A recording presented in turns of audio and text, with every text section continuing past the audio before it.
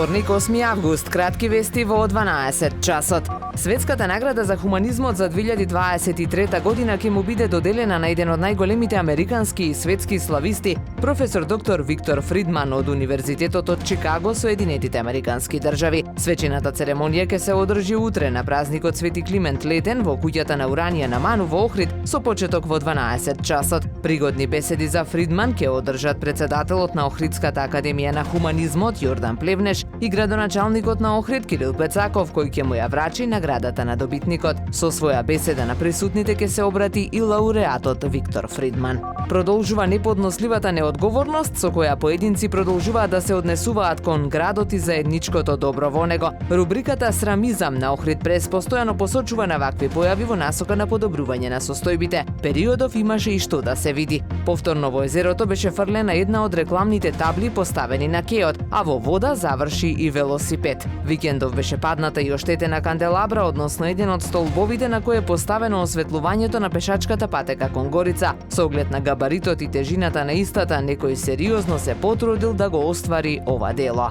Традиционалната крводарителска акција, која во организација на Црвен крст Охрид секоја година се одржува на празникот Свети Климент, и оваа година ќе се реализира во спортската сала при основното училиште Свети Климент Охридски во Охрид. Акцијата ќе се одржи вечерва во периодот од 19 до 24 часот и утре од 9 до 13 часот. Зголемената потреба од крв и крвни продукти во овој период од годината нека биде мотив сите наши сограѓани и гости да ја искажат својата хуманост, велат од Црвениот крст.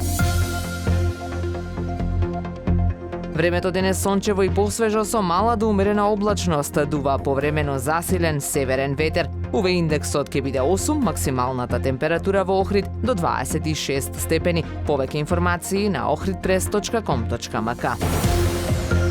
Уредник и водител на вестите Даниела Спасик. Технички реализатор Реджеп Селман.